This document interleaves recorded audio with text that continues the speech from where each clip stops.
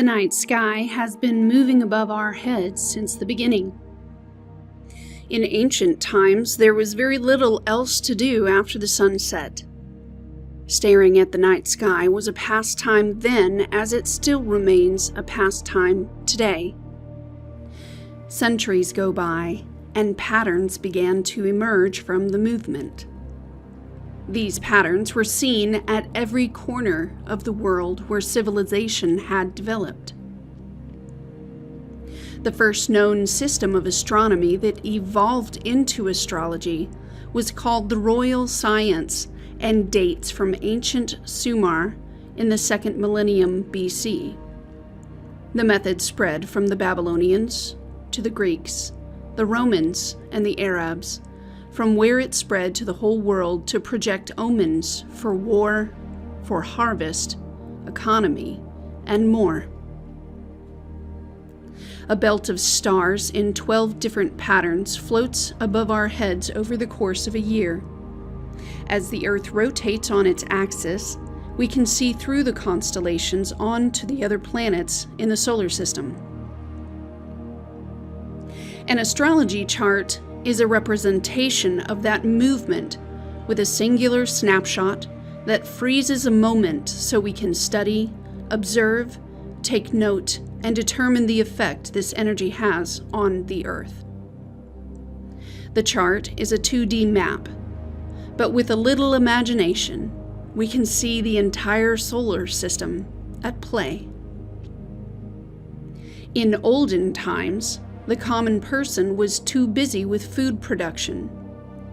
Only royalty had enough money to pay for a team of astrologers or learned wise men to spend their time observing the skies.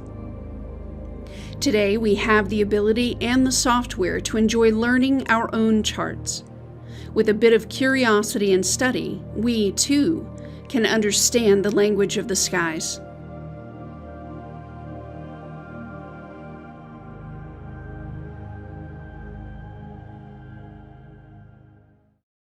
Miriam, hi. Hi.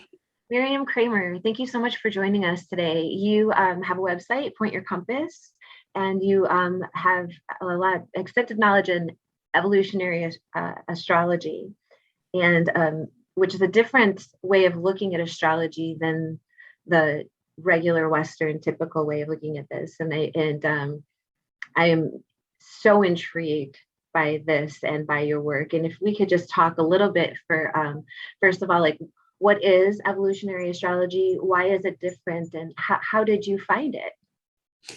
Well, one of the most beautiful parts about evolutionary astrology is that it allows for each individual to be free enough to have their own purpose in life. And I think for the rest of the observers, right, there's a subjective person experiencing life, and then there's the observers. And it kind of goes both ways for the subjective person and for the observers to kind of understand that we've all chosen our purpose here, and we will evolve as we grow here. So that's the basis. And the total acceptance that we can sit with, to accept that other people are on their journey and that we ourselves are on our journey and would appreciate that kind of acceptance. So sometimes there are traumatic things or horrible things or even great things that happen to us during a lifetime. And some people get to that point of kind of going, why did this happen? You know, how did this terrible thing occur? Or why did I get chosen for this particular mission? You know, and it's one of those where evolutionary astrology as a method can explain some of those reasons behind it. So evolutionary astrology, the foundational father was actually Jeffrey Wolf Green. These are a couple of his books. He is no longer with us.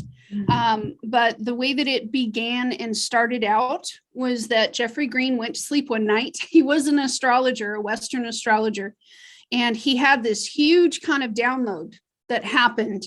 And when he woke up, it was all there in front of his face. He locked himself in a room for 3 days, and these two books were the product of those 2 days. Well, during the late 70s, early 80s, a lot of the astrological community, let's put it that way, very ingrained in traditionalist ways of interpreting astrology, very scientifically prone towards perfection. Okay. I think that's one of the it's one of the cruxes of astrology, not necessarily being a complete soft science, accepted as a soft science because it's considered a pseudoscience, because the methodology of it is so, it can be random and open to interpretation and natural interpretation. And that's not something that you can pin down. Well, when Jeffrey Green showed up with this new methodology that he was given, everybody questioned it. And they all were like, it was a really large mountain for him to climb with the astrological community. But what they found was the more that they explored the method and the more they climbed that hill and questioned what he was given, and thank God he had the bravery to stand up to something like that, they discovered that he was right on point. And it began in the 80s to integrate into the astrological community with acceptance, trepidatiously at first, and then over time it became more ingrained and more ingrained and more ingrained. The basis of evolutionary astrology is the idea that we are in a constant state of becoming. It's really that simple, that we incarnate, and from that point we are becoming. Our soul is becoming. And so if I ask you, if you can remember the earliest memory that you have as a child, and are you still that person? Everybody would go, no. I'd say, you remember an event when you were 12 to 15 years old? Sure. Are you still that person? No. What about 27, 28? Are you still that person? Heck no, right? And everybody kind of stands up, and that whole idea, it's already being performed. It's already being laid out. We are in a constant state of becoming. And so in this way, what happens is the map, the 2D map of the chart, the layout of the chart for me, and the way that I would interpret it, it is the blueprint plans that were agreed upon before we entered. I think there's a lot of involvement on the other side of interactions, of soul contracts and agreements that certain things will be in line so that our souls can become and be pulled through this state of becoming. And so the map actually gives us a very bare bones, believe it or not, I think it's a very bare bones map, really, of what's going on, why it's going on. It gives allowance towards about 70% of designed function in our world, in our personal subjective experience, but it's open to about 30%, I would say, of influences that we're either not part of the plan, we have to learn to integrate, maybe work with, maybe that's karmic histories that we have to deal with. But there are two different ideas in evolutionary astrology that would commit our map towards our purpose. And the first one is an evolutionary purpose, which has to do with the state of becoming. The second one that is dealt with in the map is our karmic history, which also has a purpose that has to be integrated into the subjective life experience as we continue to evolve. And so when beginning with that state of understanding that when we transition, we're going to enter in again. And the point that we kind of left off is kind of the point that we enter back in. Right. And so we have to keep going. It's not like we get to cheat time, right, and we get to cheat the actual path. And so a lot of people are question the fact, why did I choose my mother and the family experience? Well, that's kind of where you left off, right. And so we don't get to cheat beyond that. That purposeful becoming point has to continue. It's a continuum constantly. Right. So the other parts of evolutionary astrology would include the idea of polarity, polarity as a law, being part of this universe and part of this particular experience here on Earth. The governance of Earth is ruled by Saturn. Saturn and all of its laws, the Lord of Karma, has come to collect. Right. And so these ideas of grounding ourselves in gravity, grounding ourselves in cause and effect, grounding ourselves. We can't get around these laws. They are ruling things on a micro level and on a macro level. Right. And so once we become familiar with the laws, we stay within our lane and we can perform the becoming, and the karmic histories and the flow can continue. If we try to restrict that law, we get kind of whacked. But in this idea, the polarity law exists in a form of an infinity symbol. For me, it's in the form of an infinity symbol. And so if we press one side, the other side will flip. And so the energy must also be considered to also go the other way and create some sort of sense of balance. You understand? Yes. Now, how did I get into this? I stumbled into it. My first degree is in business administration. I have a second degree in geography. I am a military veteran. I was in Army aviation with helicopters and all sorts of stuff. Thank you. And so I ended up paying for my own college, higher education, being of extreme importance to me personally, not necessarily to my family culture, but to me. And so I pursued a way to get that accomplished and finished. During the course of my life, I ended up marrying. I ended up having 3 children. And through the course of the marriage, I became very sick. I became very suicidal. I was hospitalized. You could almost say that because of the sickness that I was carrying, I was not under control, nor was I able to control myself. I think the amplification of the culture that we live in here in the United States that asks us to continually strive for a higher, more, it's a greediness of not just consumption, but expansion, and not staying within our limits, which actually is, for me, an astrological, I would call it a crux. Because the idea of expansion is Jupiter, which is Sagittarius, and Sagittarius squares Virgo, which is our limitations. So as we expand, we experience our limitations. Our physical Saturnian bodies say, nope, don't think so. And next thing you know, you're sick. And so under the pressure of 3 small children under the age of 7, going to school full time, squeezing a 4-year degree in 3 and coming out to 3.89 GPA on top of it, running a household and paying bills and groceries and daycare. And I became very sick. The expansion function hitting the limitations. And in my experience, because I was the sick one, they told me, you're the one that has the problem, so you need to go. And I believed them. And I went. And unfortunately, it took me about 3 years of karmic history to actually, during the Saturn return, that was my Saturn return. I lost my home, my family. It was my first homelessness. And I was so heavily medicated with a misdiagnosis. It was incredible. Anyway, through the traumatic loss of all of that, I also lost my Christian faith in the midst of that. And so the foundations that would have me rely on faith and a higher power were gone. And I think I spent probably 5 or 6 years in that empty void of a space, feeling that I needed a higher power, but not quite knowing how to define one. And through the course of that, I had finished the geography degree. I had gone through another abusive karmic history, marriage. And when I came out on the other side, I was around 32, 33, 34 years old.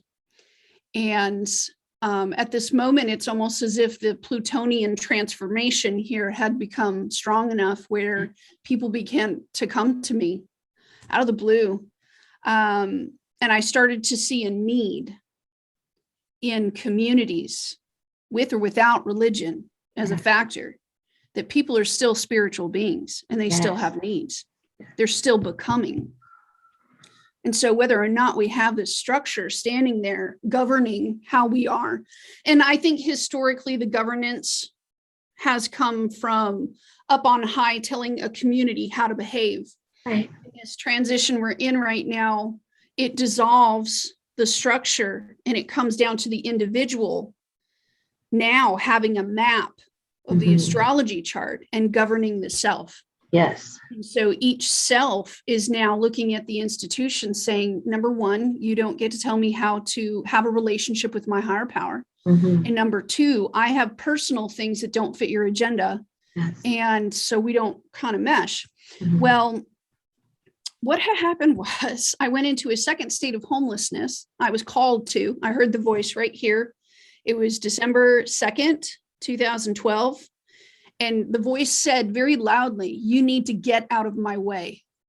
And I saw that I had been standing in front of a door with my hands up, restricting any kind of consequence from trying to come in to change things and evolve things. I was in the way. Mm-hmm. So what happened, I got plucked up out of Houston and miraculously landed in Florida with no money at all. And for the course of a year, the higher power took my life, fed me, clothed me, put me in a 12-step program called Al-Anon, which is for the family members of alcoholics and addicts. And through that course of the year, I surrendered and allowed this power to take over my life. I would tell people my life is not my problem anymore. I surrendered it. It belongs to the higher power now. And so I understood from the suicide attempts that I wasn't allowed out. Yes. And so at the same time, I also understood that I could be, belligerent and kind of go, I'm just going to sit right here. What are you going to do about it? And my higher power kind of arrived and said, dang it, she won't eat. Now we have to force her to eat because she's there. Right. And so I had events where people were handing me money. I have so many stories, cars, they'd throw the keys at me, I'm in a town, nobody knows me. They knock on the host door. Is there a Miriam here? Yes, we have a job for her at 9:00 in the morning. If she gets up and goes, there will be a job for her in the morning. Wow. And they're like, who are you? And they're like, so all these messengers kept getting sent to me, and I kept proving to actually the Christian community that was watching. I kept saying, you think you have the in on all of this. You don't. The higher power is bigger than this. Yes. And so through the course of this year, and proving my point that it's not up to me to disassemble this Plutonian becoming experience.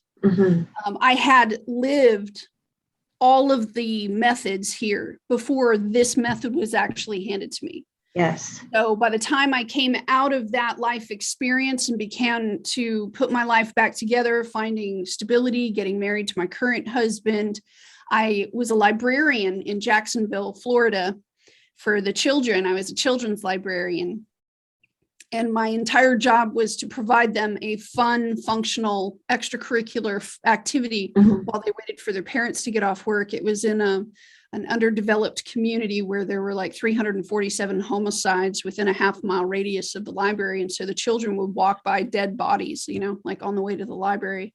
So it was my job to kind of help detach them from all of that experience and kind of give them a hope that, there's more out there and you just hang in there and we're here to support you. So they're at school one day and I'm shelving books. I'm shelving the books. I get to the spiritual section. I found it strange that they had all this, religious stuff. And then right as the religious stuff ended, the next book over was astrology. And I was like, why is this in this category? And I pull the book off the shelf and I open it. And because of my geography degree in making I studied cartography. I studied GIS. I studied layering. I studied the skies, geology, and I could read the maps. Yeah. I had no clue. I opened it and said, oh, I know how to read this. And it's strange that in my particular life experience, all of the skillfulness towards understanding the method, performing the method, doing the method, all of it was given to me before I was given the method. Yes, to prepare you. When I walked into the method, everybody now goes, how are you so skilled at this? And I go, it came from, it strangely enough, it wasn't like astrology was the source that gave. It was the proof and evidence of the rest of the collective. Being on the same vibrant level that handed it to me. So when I picked up the Plutonian Jeffrey Green method, I began to study it voraciously Mm. and to interpret my own chart and my children's chart. Mm-hmm. And I came to understand a higher knowledge that not only is this happening to me, but I signed on for it. Mm-hmm. 2, my children had their own individual purposes that fit the criterion for what occurred.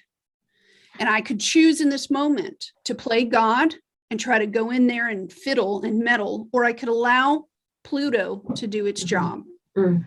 And I took a step back and I said, this is the right way. Everyone has the right to their own becoming. Right. And we all are better off at accepting of the peaceful terms by which we laid this out. Yes. And once I believe that, and I'm not an evangelist type of character or anything, but let's say that enough people began to accept who they were personally, it would open their hearts towards accepting that this person is also on a journey. Right. And I just need to let it be, Right. let peace. I am at peace with my journey. I am at peace with my children's journey. And if everyone could carry that kind of peace, that's what my function, the heart of my little intention is, to be able to lose my children. They're still out there. They don't want anything to do with me. To face that rejection every day as a mother, to love them as I do, and yet to accept their higher purpose. I wish everyone could have that kind of peace. Yes. You know what I mean? Yes. It's a very powerful thing. And so I believe that knowledge increases the collective in this way. And we are on a spiritual journey. This generation, I want to say there's probably 4 or 5 generations all crunched together that have Neptune sextiling Pluto. And it would ask us to do a becoming evolutionary process that has to do with spiritual matters, which is why we're watching the dissolving of higher religious structures in favor of the individual path that actually, I think the collective as a whole, personally, I think the collective has evolved. Yes. And so those older archaic systems are no longer necessary. Right. And the dissolving of it is Neptune, and that happens. But the rebirth of what comes next is Pluto. Right. And I think for individual purposes, it's a beautiful world because an alcoholic saves an alcoholic. Right. A suicide person saves a suicide person. A mother who lost her children, goes in and helps a mother who lost their children. But in this way, with this collective evolving, the individual purpose becomes so important to social and relational interactions on a daily basis. And so the acceptance of having the map in front of our face, I think, is one of those, it's a perfectly timed tool. Yes. For the dissolving of what's happening now and to where we're going as a social structure on this particular Saturnian plane. Right. And so that's my story. I'm sticking to it. That's a hell of a story, Miriam. Thank you. I am feeling it. You got me in tears a couple times because because it is hard, and looking at things like this in a practical way, it does allow us for growth, and it does allow for other people to grow too, like the other people who we may feel are causing us these types of conflicts. And that's what Pluto is about. And when I think of Pluto, of course, I think of Scorpio, which is the eighth house, and eighth house 8 is that turning of the infinity symbol, right? So all of this is just, it makes so much sense. And it on a collective level, right? When we started really seeing people go after these institutions, it was, people like, it was Weinstein when, like, all of a sudden it was what correct me if I'm wrong, but I think that Pluto was in Scorpio, maybe even in retrograde, could have been wrong, but I think that's what was happening at that point in time.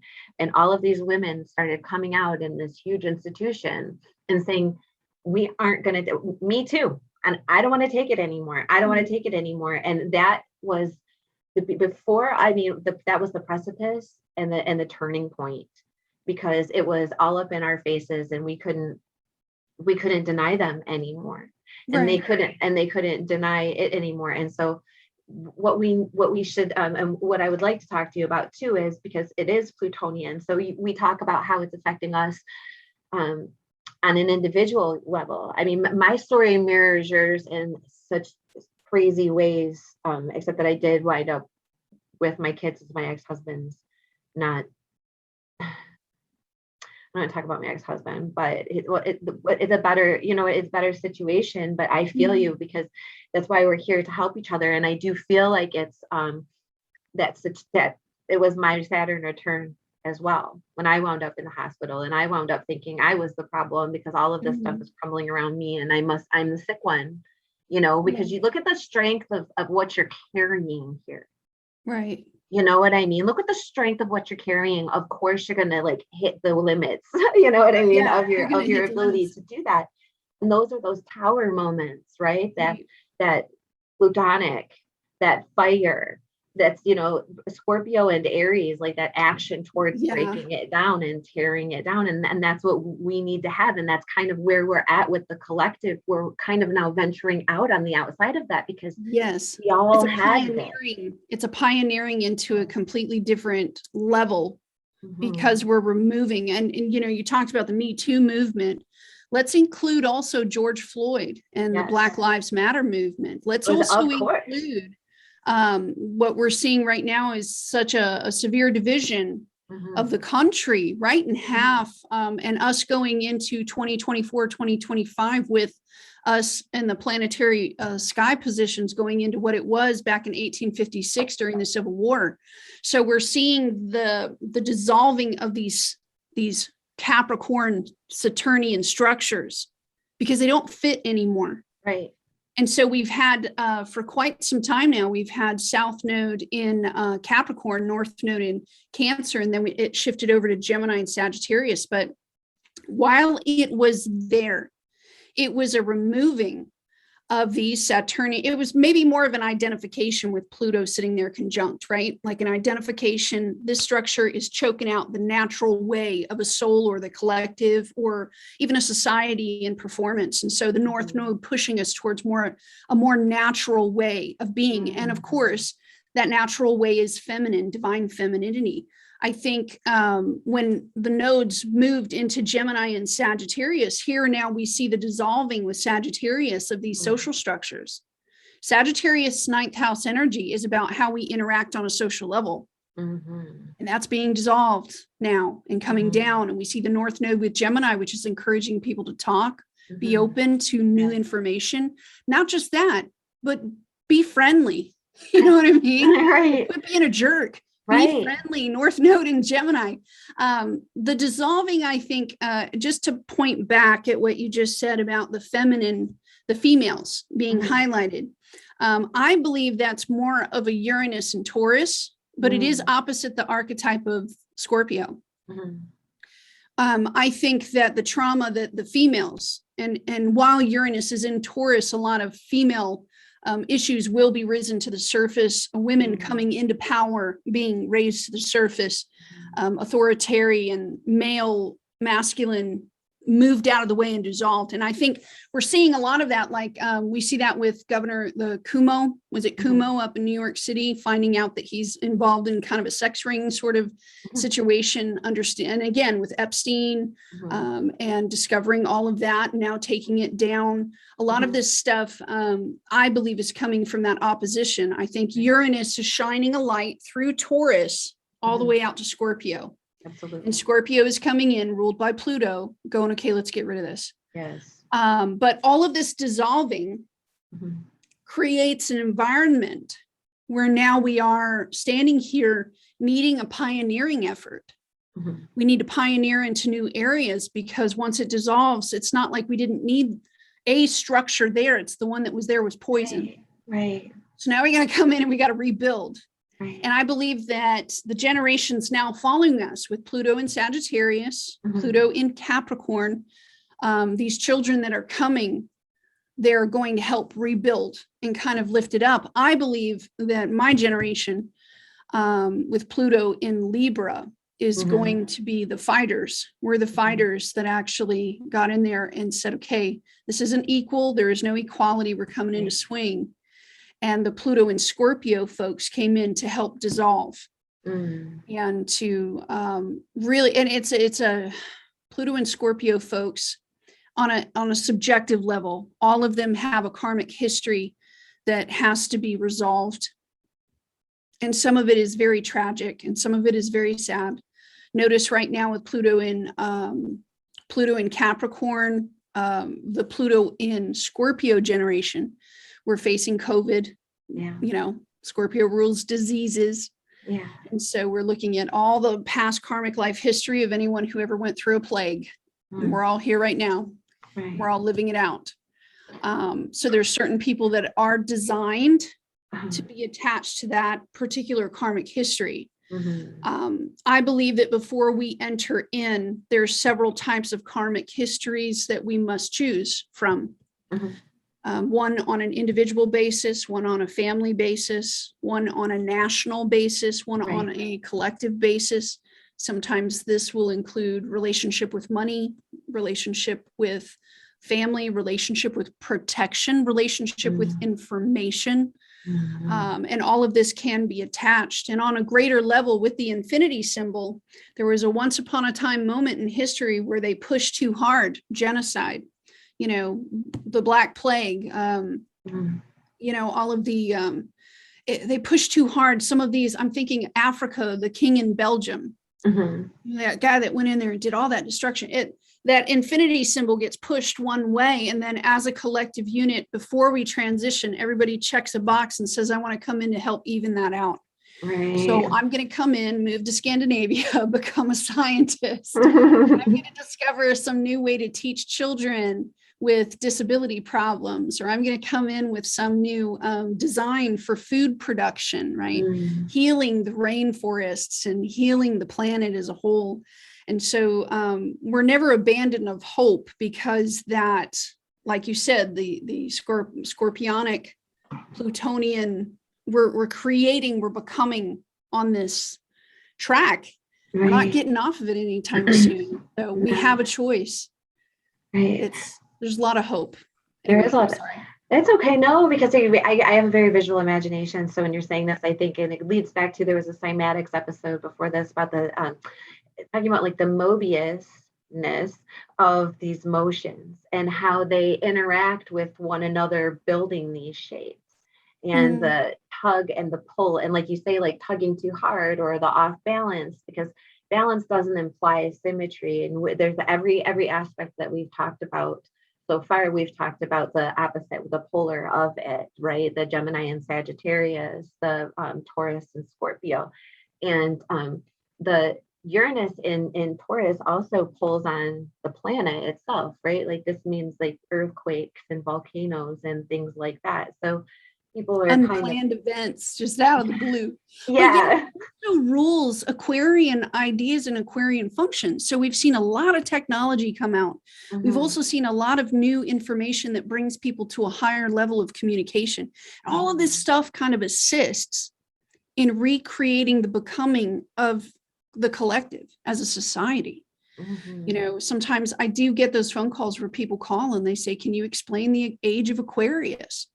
We're in it. We are absolutely in the age of Aquarius, and we can see all of this data and all of this information coming at us. And Aquarius would ask us to rise above the data and give it a purpose. You know, we see false media, we see people photoshopping things out of its perspective, its skewed perspective. And, you know, the square there to Aquarius and Leo is Taurus and 8th house. Scorpio. So Aquarius would ask us, you know, to identify truth. Yeah. You know, we are in the age of Aquarius. And as we rise, I mean, they just came back yesterday. They had the tourists, 4 tourists who went up in a rocket for the first time. Right. This morning, I'm watching a picture of a development of a colony on Mars, and I'm looking at the development, like the pieces going, when did they do that? You know, where have I been? We're in the age of Aquarius. I think to be a higher visionary, Pluto and Sagittarius folks, they want to commit to their belief system. They want to live their belief system, but sometimes it's not always in alignment with truth. Squaring Virgo, squaring Pisces. And so here we have this Pluto and Sagittarius generation that has to now divide the truth and develop a future with it. very challenging kind of pose, but it also sets all of us who are awakened, I would say, in a position to understand our duty and obligation towards pioneering. Because whatever we write now, they're going to have it with the Pluto and Capricorn generation. They will be reading our writings. They will be watching our videos. They will be absorbing the information that we put out there right now. We have a choice to either pioneer in an appropriate method that we have discovered, hoping beyond hope that our children will stand on our shoulders and continue the work. You know, so this moment, I believe, and I sit with my clients, and when they come to me for their spiritual gift stuff, it's trying to give them a greater vision on how they fit via their, you know, soul purpose, their evolutionary journey. I think all of it's really incredible and really beautiful. And at the same time, we have to watch the destruction. That's part of everything, though, right? The tearing down to rebuild. I mean, that's just how nature works. Everything has to, the death and rebirth process is indicative of life, right? And these laws that we talk about, is the hermetic principles, right? The laws of the universe, polarity is one of those laws, and as is like cause and effect, which is karma. And so whether we want to or not, we are subject to these laws. And what you're talking about, again, I keep coming back with that, like pulling on the string and like this feeling of like being inside of one of those rubber bouncy balls and just hitting the edge of it as much as, and it just like slapping you back right to center. Right. That's But it's all designed to keep you on your subjective evolutionary becoming and your own karmic history.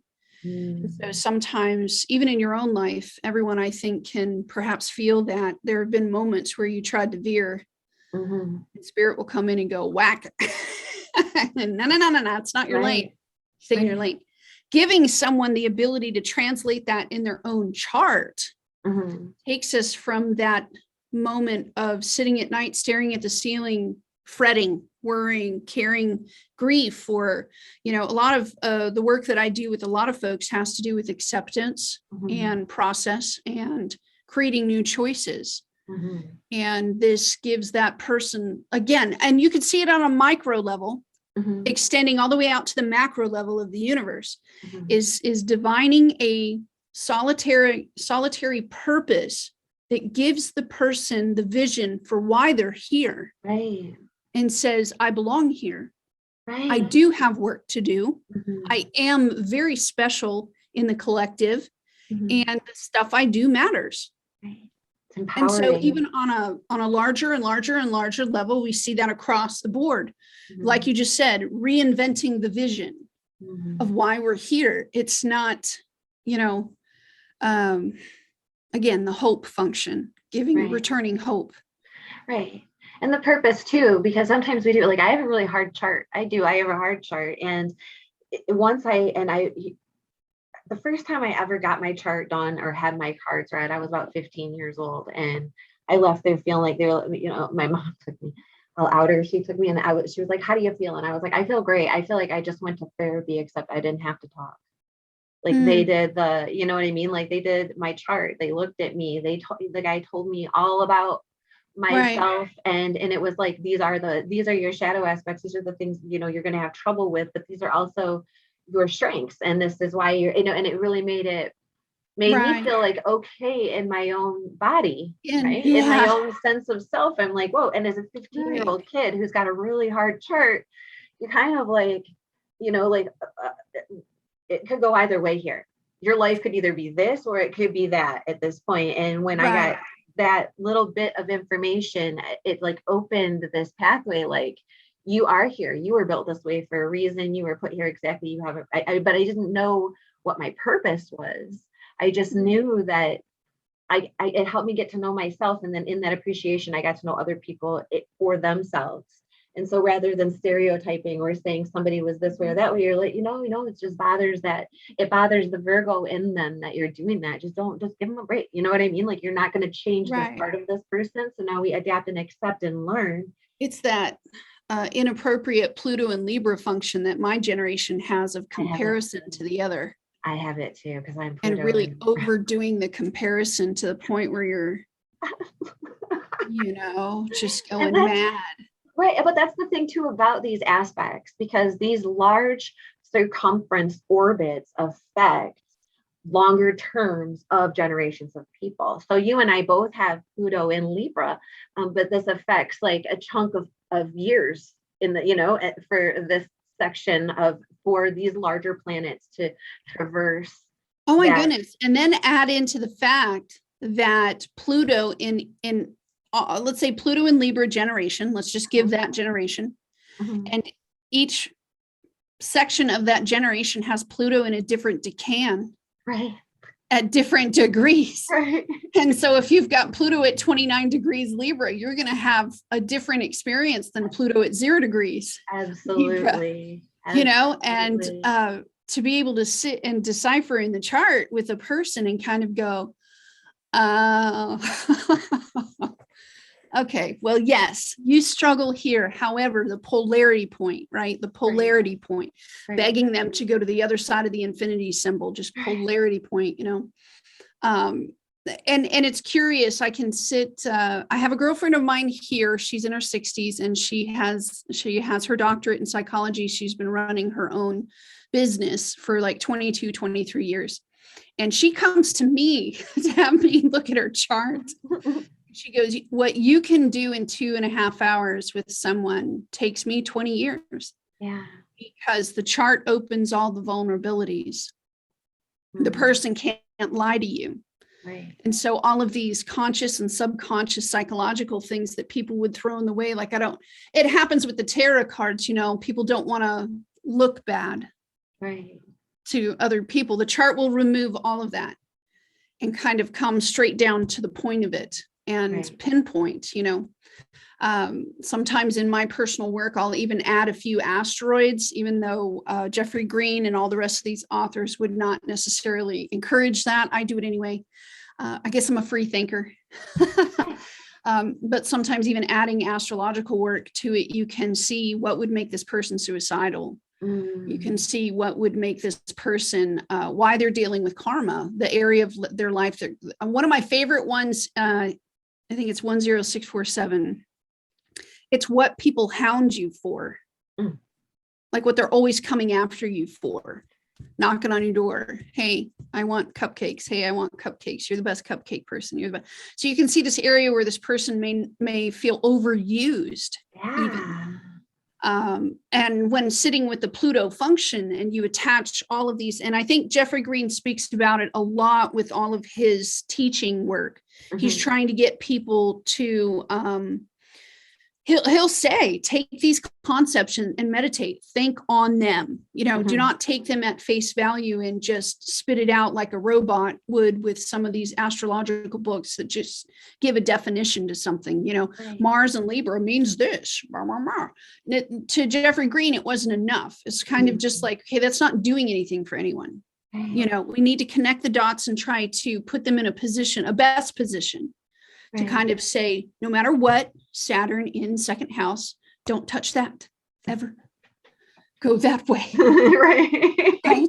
That North Node and that thing, go that way. Yes. Don't ever touch that. But it sets a person where they can see the boundaries of their life instead of just giving I would call it disinformation. You're just going to go grab a book off a shelf and go, okay, well, this means that and that. It's kind of like, but how is that tool actually assisting you? It's just information. It's just Gemini until you Sagittarius put it into a larger vision of purpose. So folks come and they sit with me and they go, what should I be doing for a career? Well, via Pluto, and then the Lord of Karma, we can start steering these people towards their North Node, understanding that you've earned certain gifts with your South Node. They're comfortable. The comfort zone. And Pluto is going to shake you up a little bit and try to tap on the North Node. You don't have to, I think gentleness also with the chart, that sort of explanation, that not taking them down from like a hardcore level. It's kind of saying this state of becoming thing will take a while. Well, yeah. Like, lifetimes. Right. So there's no rush. Well, and we are, we are not locked into our chart in the sense that if, say, you're like an unevolved, let me say this. It's kind of like, there's a couple things that kind of irritate me, but I'll say this. Unevolved, I'll just say me because Aries, but unevolved Aries, right? And then you're like, but an evolved Aries would do this. And that's part of like, in any aspect, like whatever aspect of your, it's like we do have these points where we need to grow toward, we need to evolve more toward. So if you are more like compulsive and spontaneous and impulsive and to a point of recklessness, you know what I mean, as an immature maybe, but even that's like, these are words, right? Right. You know, right. But at the same time, do you know what I'm hearing? I'm hearing the polarity of the words that you're saying right now. Because let's put Mars and Sagittarius for someone. Those words could be a strong indicator of Mars and Sagittarius person. So with the polarity point of Pluto, I can add into the fact that you'd be a really good initiator for startup projects. And you'd be a really good motivator to be able to recruit and get teams in order, not necessarily finishing the project, but getting the project management going. You know, you'd be a great startup business assist or a coach in some sort of way.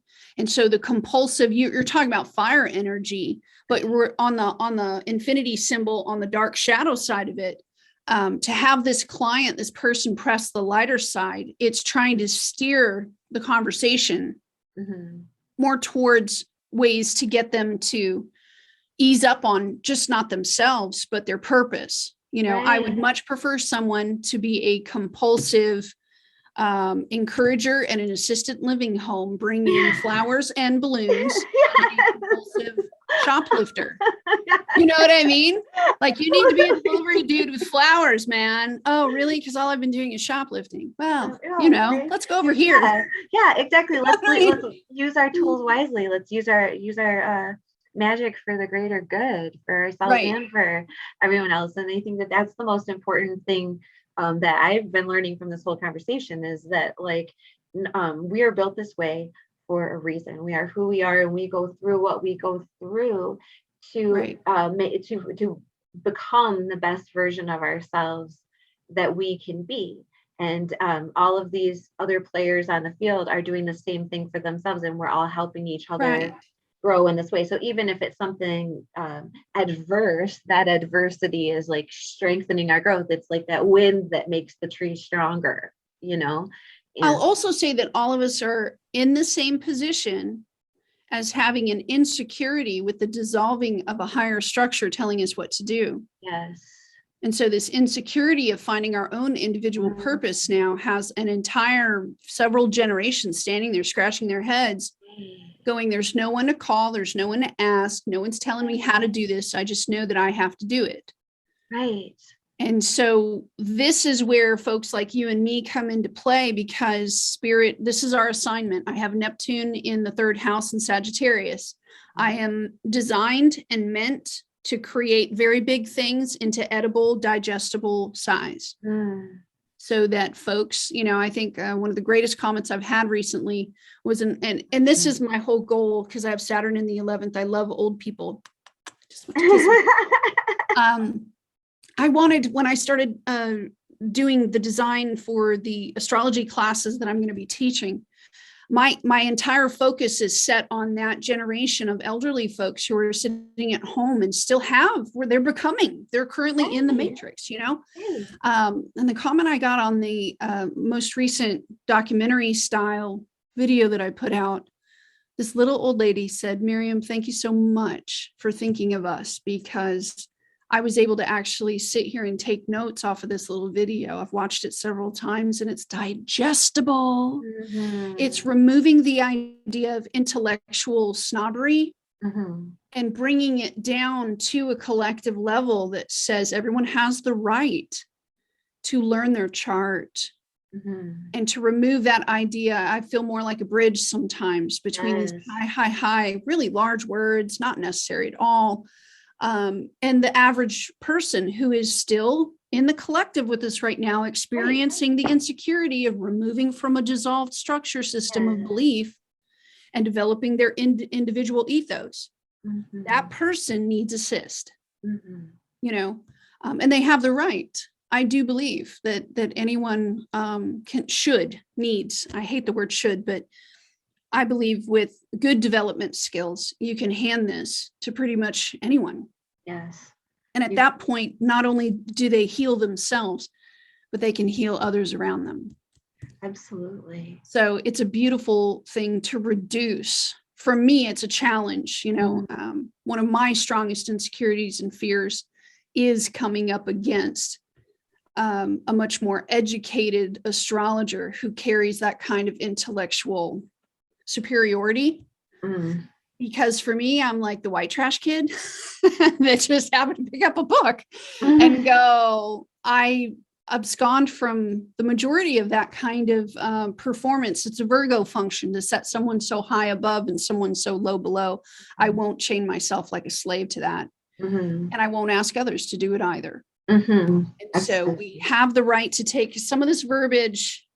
It's taken time for me to actually read through a lot of this stuff and to meditate. I spent a lot of time brushing my teeth and meditating and bringing it down to a digestible level. And I believe if other light workers are not considering the least of them, you know, people in assisted living situations, people with memory loss, children that are growing up in households where this is now becoming integrated into, you know, at first the individual and then the extension to the family. This sort of, and I get it. I have parents who pay for their children to come sit and have readings with me. The parent has tried over and over and over again. They need someone else who can make it digestible. Right. But that puts everyone more on, I don't want to call it equal footing. I would call it a greater consumption level of health.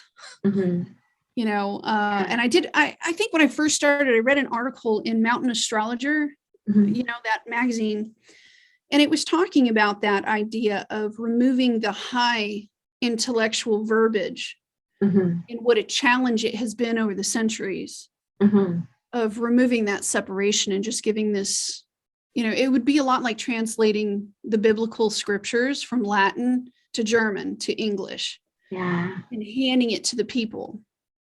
Saying, here you go, decide for yourself. I don't think that Jeffrey Green ever intended for there to be superiority over others in this way.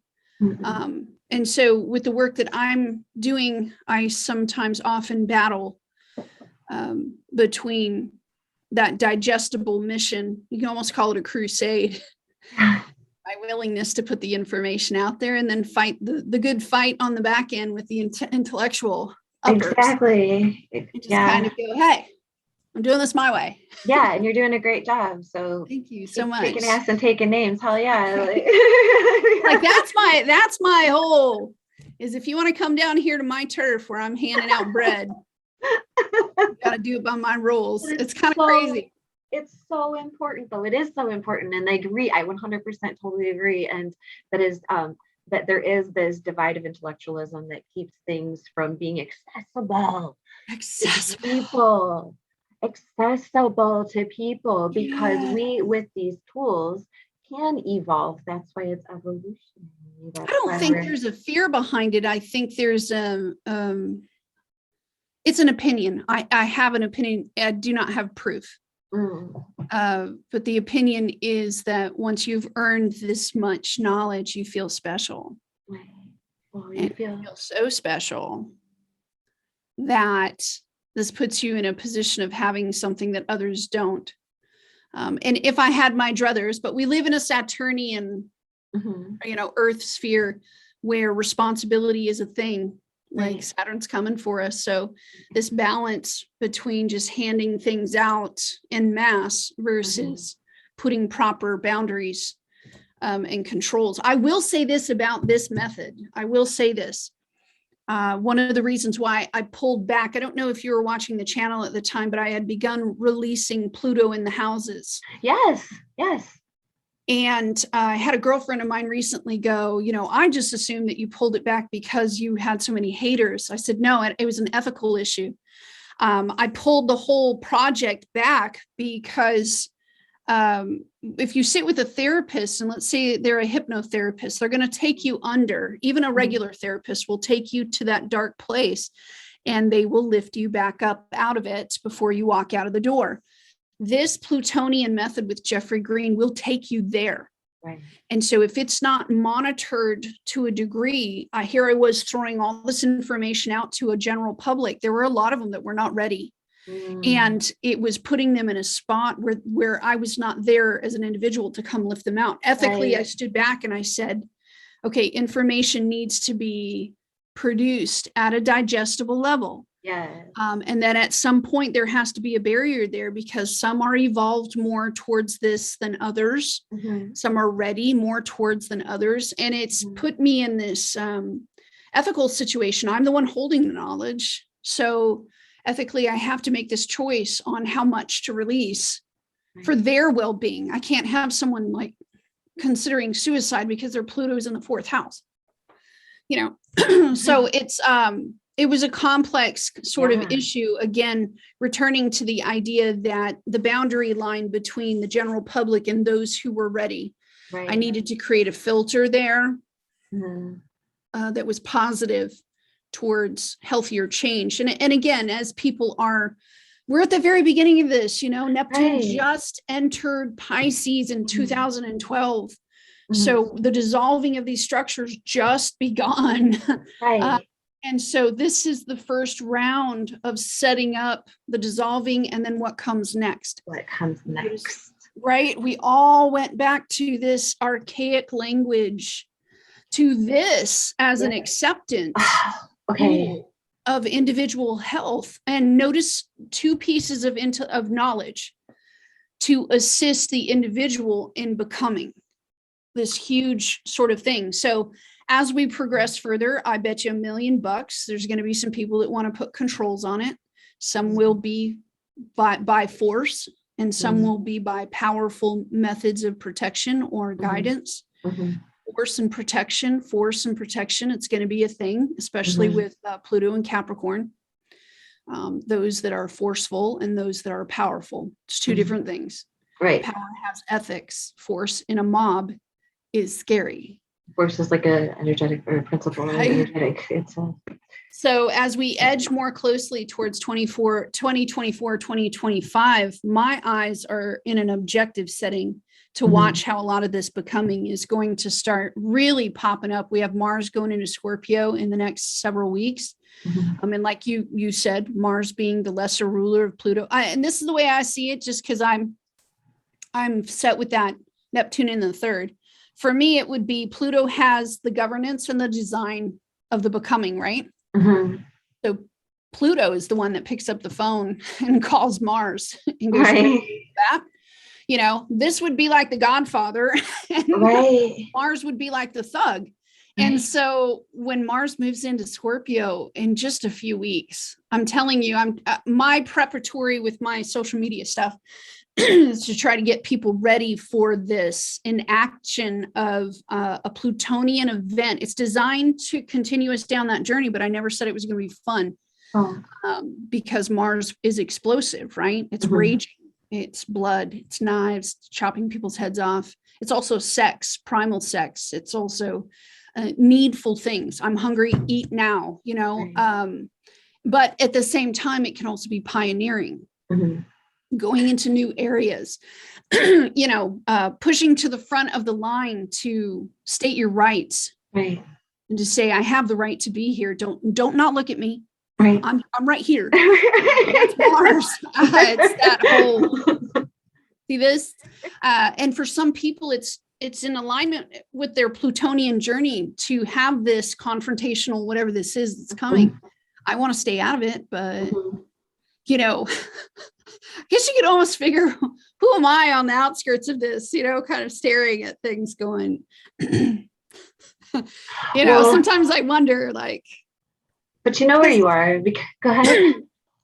A lot of these people, they'll take this information and Well, exactly, but that's it, because we're talking about like the crumbling of the larger institutions that were ruling, former governing bodies, um, whatever that might be, Right. but that also, I think, also includes some of the mystery schools, because with the evolution of technology, now we're able to communicate things with each other in these types of methods. I mean, let me grab my tarot card, but you know what I mean, like with Right. methodologies that were previously, because of the power and of them, Right.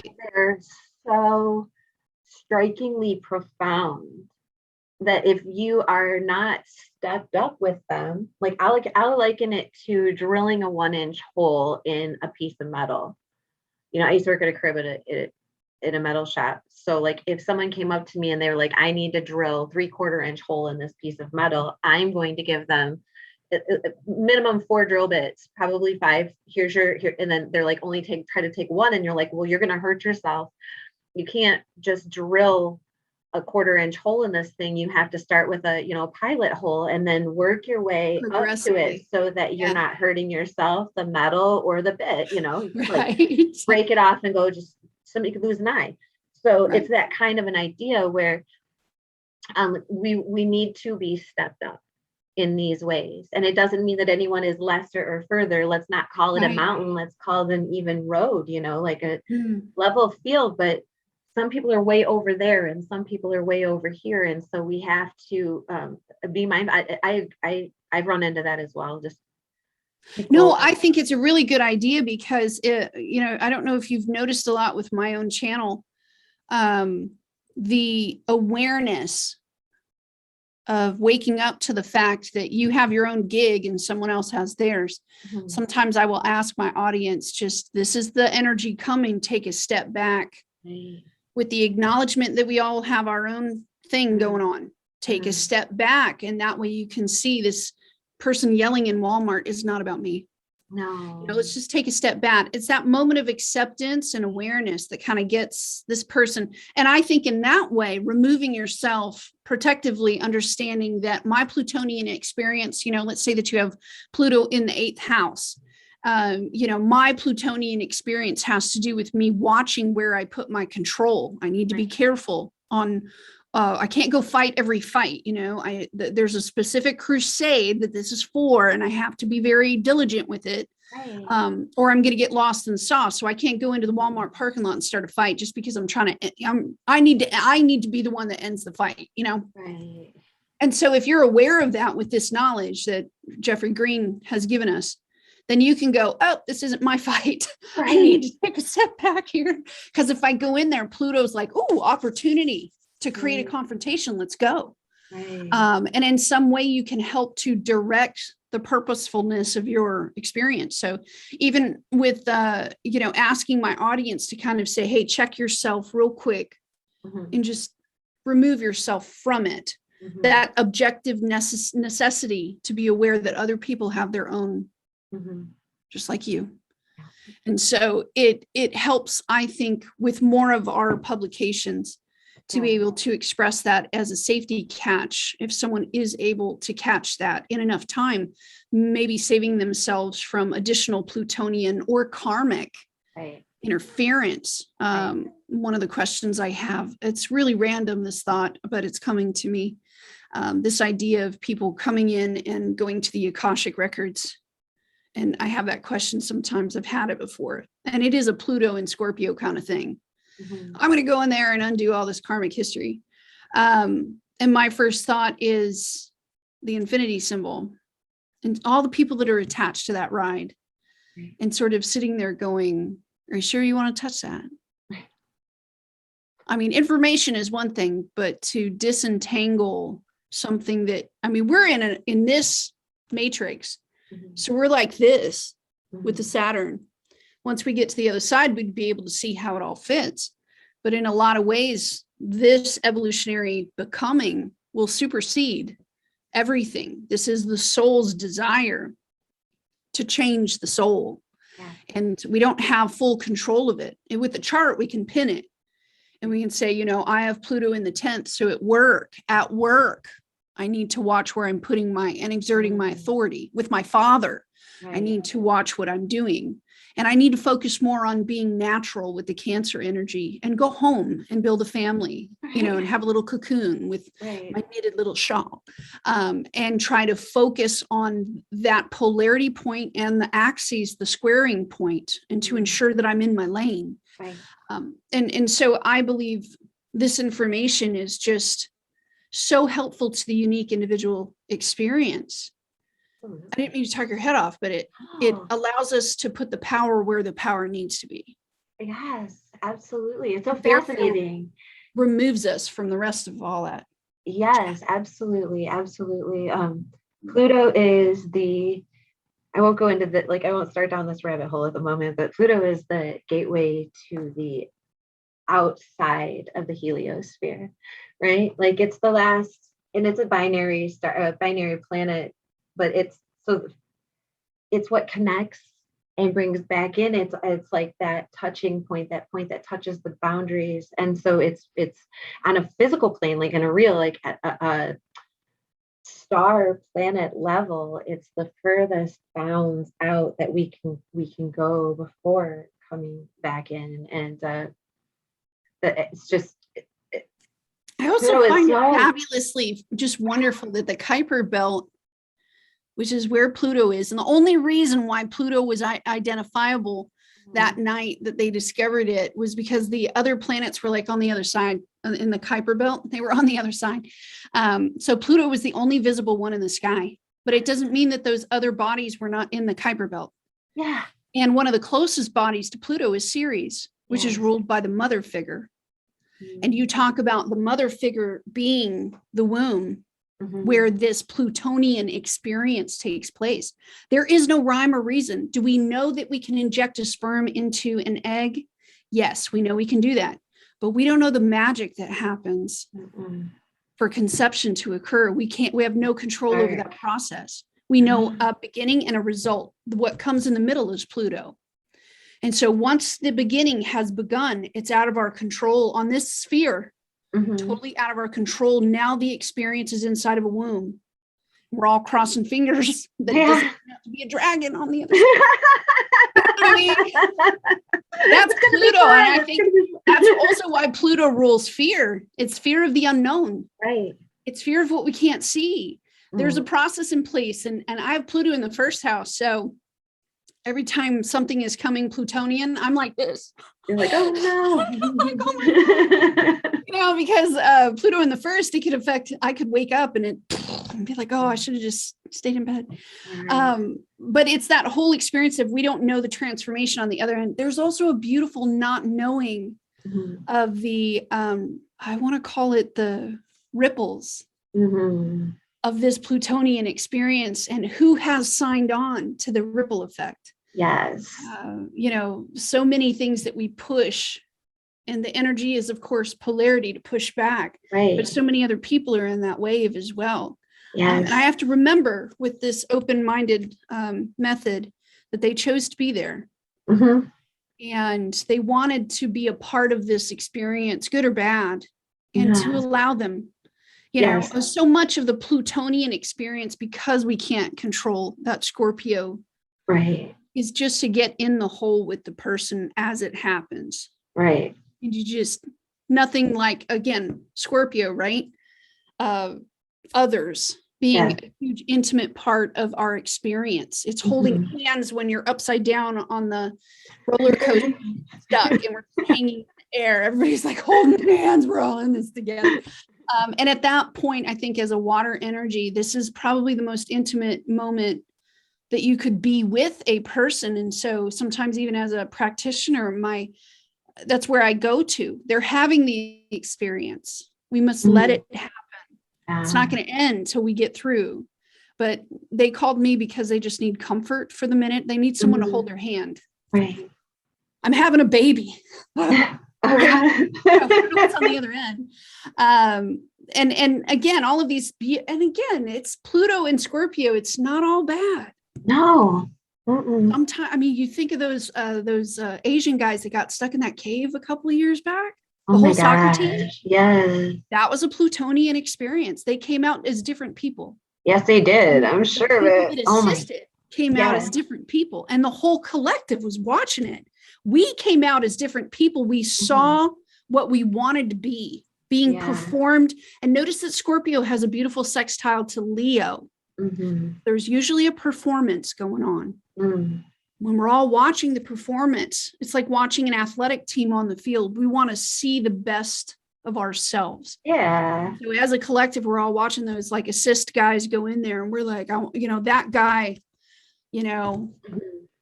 tying them to those chairs. The camaraderie of it. Yeah, exactly. Oh my God, we see rooting for every part of it. We are with Scorpio, just the very best, and in assistance to others. And the performance of that assistance with Leo sextiling is going to ask us, who are you when you're a hero? What kind of hero are you?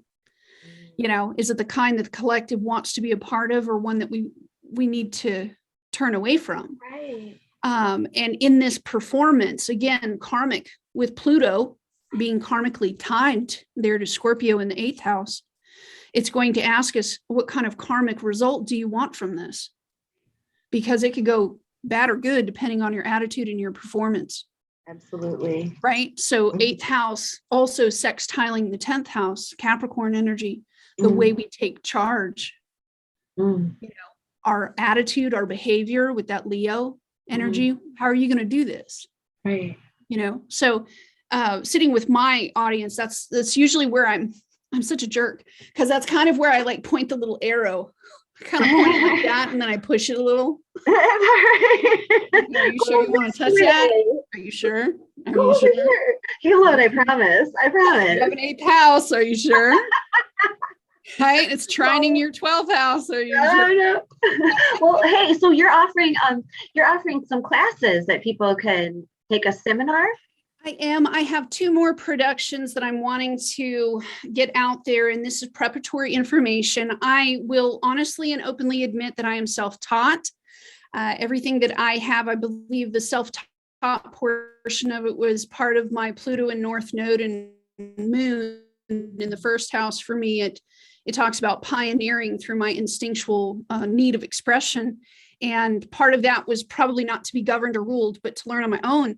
And via learning on my own, I've been able to develop a curriculum that I think is a bit less challenging. Am I saying that it's so on point university level? No. However, it is digestible. And so the astrology courses that I'll be offering are much more inclined towards evolutionary astrology. The first portion of the course is going to be beginner level. So talking about astrological, I want to get those points out of the way, because once you have the math down and the geometry down, at this point we can begin the interpretation, which will be the second portion of the courses that I offer. So that first part though needs to be understandable. And as soon as I finish these 2 productions, I will be launching the course. It will be about a 6-week course, 1 hour of lecture and probably another hour of lab work. So 2 hours a week for 6 weeks. And when I'm ready to launch, I'm going to put it out on the channel. Okay, awesome. So people can go to your channel just to keep an eye out for that. And also you have also released a few other smaller videos, like kind of sample. And that's what you were talking about with your elderly audience. Audience. Yes, like they're easier digest. And that's what the 2 videos are for. These first series of productions are general information that would be repetitive over and over again. It keeps everyone on the same foot as they enter the class, as they enter astrology. Right. It would have been taught anyway in the books. Right. It's just at a visual, in a visual, there's music. Yeah. You can connect. They're so well done. Your videos are so well done. I love them. They're great. For me, it's a whole experience of trying to, at this point, once you've visually been involved with it, you can replay it as many times as you need to, but that information's not going anywhere, and you could read 5 or 6 books to try to get that, or just watch my video. Yeah, you totally can. You totally can. And if somebody wants to have you read their chart, or you can do that on your website, pointyourcompass.com. I wrote it, but turn the page. So pointyourcompass.com, Miriam Kramer. Oh, thank you so much for I learned so much from you today. Oh, it was a pleasure sitting with you. Very much so. Lovely meeting. Oh, Thank you so much. And yeah, I would probably maybe like to talk to you again in the future. I'm sure people want to know more about all of this, because Right. this is so in depth. And I do think that this is where we're going as a collective, as a humanity. I think that these are foundational courses for what's up next. So if you want to be in the motion of the next wave, you should, educate and communicate and come hang out. Yes. Hanging out, such a big part of this. Yes. Yes, right on. Thank you so much. You have a wonderful day. Thank you. You too.